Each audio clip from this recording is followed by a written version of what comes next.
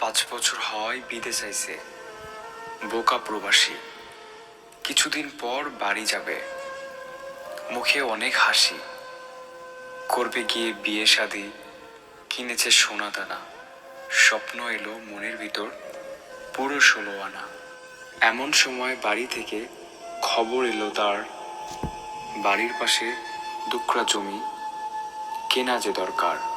বাবা মায়ের মনের আশা, এই জমিটা চাই তোমার কাছে, এই জীবনে আর কিছুই চাওয়ার নাই। এমন সস্তা জমি তো আর পাওয়া যাবে না, যে করেই হোক এই জমিটা কিনিয়া লও না। ছেলে বলে কয়েকদিন পর বাড়ি আসতে চায়। এই মুহূর্তে কেমন করে জমি কেনা যায়? প্রিয়জনের মুখ থেকে ঠিক তখনই শোনা যায়, এবছর বাড়ি না আসলে তেমন সমস্যা তো নাই। কষ্ট করে ধৈর্য ধরো, আর 1 বছর থাকো।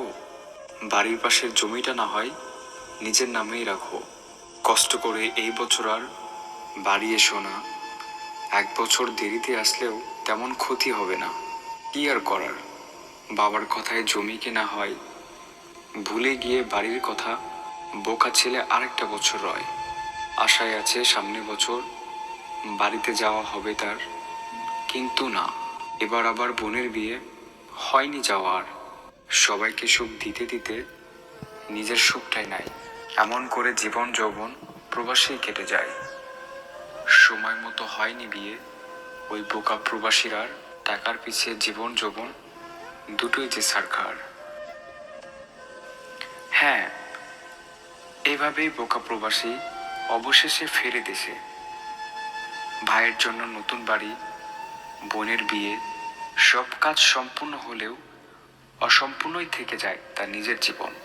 কারণ তার পাঠানো টাকায় সব হলেও তার নিজের ছিল না কিছুই।